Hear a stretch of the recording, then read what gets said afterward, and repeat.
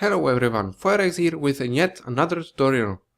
And believe it or not, we'll continue making intros, outros or cutscenes in this video. I decided to speak of some things in more detail. After all, there are plenty of things you can do in a cutscene. It's just as difficult as making a mission. But anyway, I want to show you some ways to force AI to do more or less what you want, which could help you setting up the scene before making cameras or some effects. Let's get started. In this video, we'll work with helicopters. First, I'll show you how to make the AI sit on a predefined seat so that the correct AI is always at its place. Because when you are making cameras and want to have a few close-ups on soldiers' faces, you probably want to have them sit always in the same way, but in some scenarios it's not that easy to achieve. Open the editor window and load your mission. In this example, we have the player sitting in the helicopter, and after a few seconds 2 more people enter it and one of them sits on the opposite side while the other one sits next to the player. So we'll define seats for all 3 men, and we'll do that by using one command. Open Player's tab and insert the command into Player's init box. It's move in cargo. This command can be used both for normal, general assignment of soldiers into a vehicle. You can just type soldier move in cargo vehicle and a unit named soldier will get into the vehicle and occupy the first available seat. But we'll add another parameter there. So write this move in cargo brackets helicopter, 3 brackets. So we added another parameter here. That's why we had to use the brackets, because we used an array. The number 3 is the number of the seat that will be used. I can't provide you with lists of vehicles and numbers of seats, but I used the method of try and see to find out the correct numbers for this example. Let's create 2 other soldiers, make a trigger that will move them into the helicopter after a few seconds. The one that sits next to the player will use the seat number 2, and the one that sits the opposite way to the player will use the seat number 7. I repeat, unfortunately I won't provide you with all vehicles and numbered seats, but if anyone has that list or is willing to make one, make sure to contact me so that I can add it in here. So now the soldiers sit where they are supposed to. You can now focus on cameras on one seat and you can be sure that there will always be the person you want.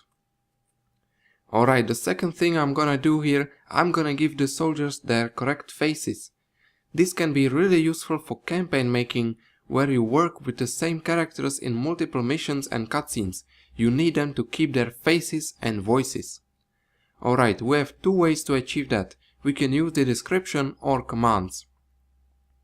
The commands are pretty straightforward, simple and easy to use.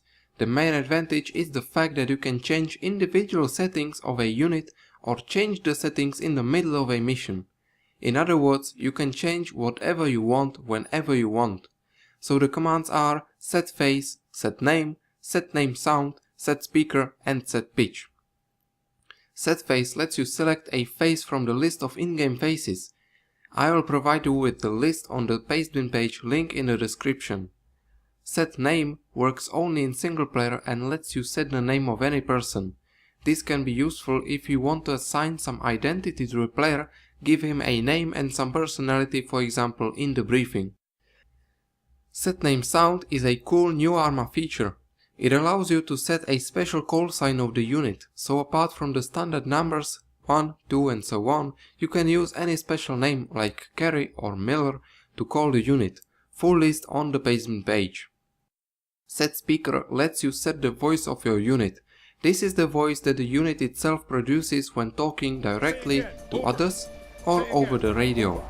And set pitch lets you set the pitch of the voice of your unit, so it's related to the set speaker command. As you already probably know, the game will randomly generate identities for every soldier in the game that you don't care about. It will also assign random names to AI units and the player will share the name with user's profile name. If you want to change any of these settings, use either the commands mentioned before or use a description.txt. Its main advantage is the transparency. You know you will always find the identities here and you can easily change the values. but you can't change the content of a description.txt file during the mission, so once the values are set and the mission is loaded, you can't change identities.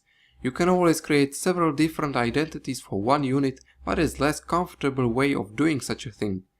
The values are pretty much the same as the commands, so yeah, make sure to click on the pasting link to get all the possible values that I found for you.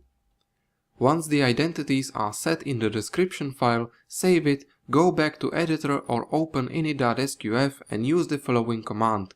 Unit name, set identity quotes, class name quotes. The unit name is the name of the unit in the editor, it's the work name for the game. The class name is the name of the class defined in the description.txt file. Player's displayed name is defined in the description next to the parameter name. Now save the mission and try it.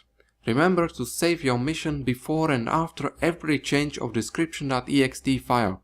Upon saving, the game runs through the description, and if there are any errors, it automatically crashes to desktop with an error message. So make sure to save before making changes, and after reading the file, it will apply the changes so that you can test the mission, so make sure to save the mission after making changes in there. I suppose you could also use the virtual arsenal to change the soldier's identity, but if you look at the output or the result of virtual arsenal settings, it's the same bunch of commands I showed you before. So choose the most suitable style. Be careful when combining this in a mission, and I think that is all I wanted to show you for now. So that's it for this video. I hope to see you all in the next one. Comment, like and share, and have a great day.